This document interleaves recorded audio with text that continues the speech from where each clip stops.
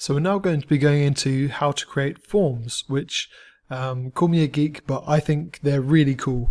And they can be used in contact pages, for example, in websites where they say, give us your first name, last name, email address, and a question you have or something like that.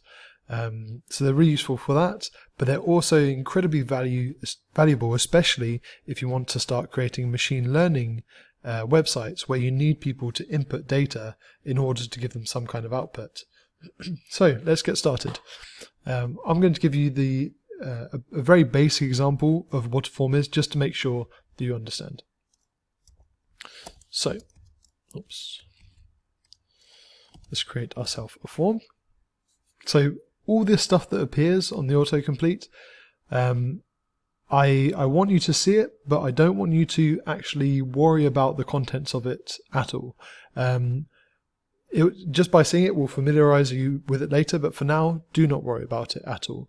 The action essentially just says where to take the user. Like if we had a HTML page called index, when the user clicks the submit button or the button at the end of the form, which page should it take the user to? You don't need to worry about that. Method post basically just means we're going to post the details somewhere, but we honestly don't need to worry about that at all. What you need to remember for now is to use the form tag to create a form, and then to create anything else within your form, you use something called input. So as you can see, it's come up with quite a few things. We don't actually need to worry about name or value for now. All we're going to have is the type. Type equals text. Let's see what comes out if we just have this. As you can see, we have just one input here where we can just put in whatever jargon we want. So we can have basic text input. I'm going to be showing you three of the major ones that are used a lot, which is text, radio buttons, and then submit buttons. So that was text.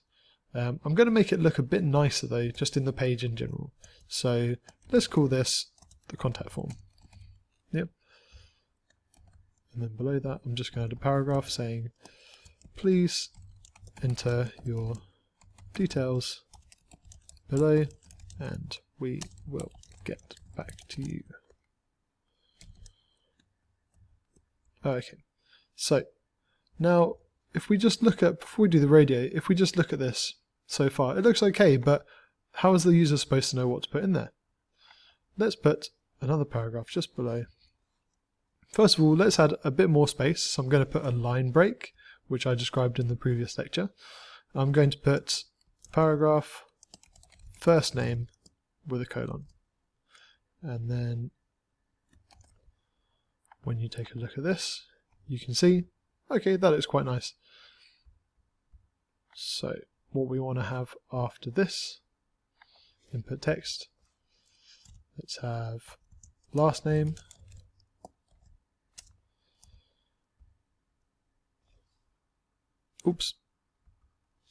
let's take this out of here, put this in here, that would be a lot better. Here we go. So we want to have the paragraph within the form, of course. So the last name here, and then we want to have another input. So I'm going to put input, and then just have the type, which we want it to be text. So now we have our first basic contact form. First name, last name, and then let's say, I'm going to show you what a radio button is now. So to illustrate it, I'm going to have reason for contact, and you'll soon see what radio is. So I'm going to change that from text to radio. I'm going to put that in like this. So we'll just add here, let's say inquiry, and then we're going to add a line break just here, and then let's try and add two more of these. I'm not sure what else they might be. Let's see, so we've got a question, let's have comment or other. Let's go for those three. So let's see what that looks like. There we go, and you can select any one of those. Now let's have it so that one of them is checked at the start. All you have to do here is add. You can see all the options here. I'm just going to put checked.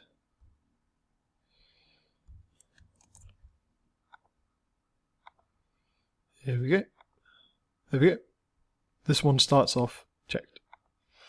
So now let's look at, I'm going to add 2 more elements in here. I want to include the text area as well. So text area, you'll see in a second. All these you can just leave as they are. We don't really need name. And we're just going to put enter your message here. So the text area basically just produces a box in which the user can write.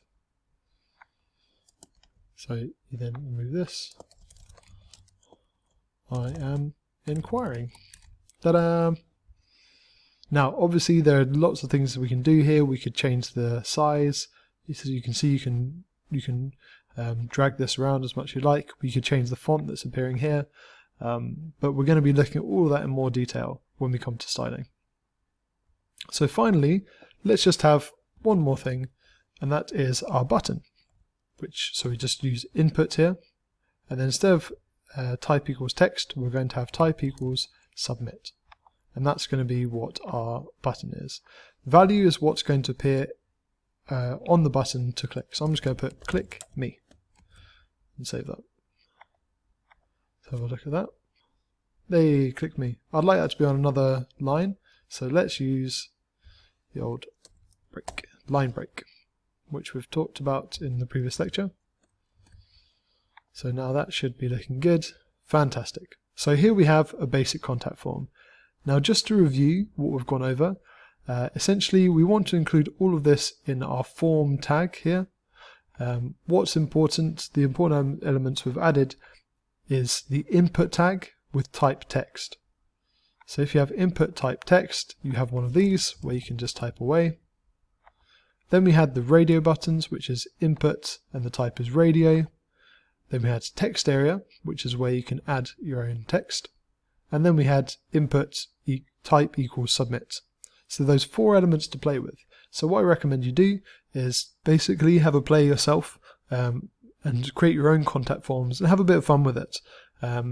Try creating your own contact form that basically just has, text input and a button to start off with, and then see if you can grow from there. What's really important is that you feel confident in being able to create the most basic contact forms, which would be having a text input and a button. So give that a try, and I'll see you in the next lecture.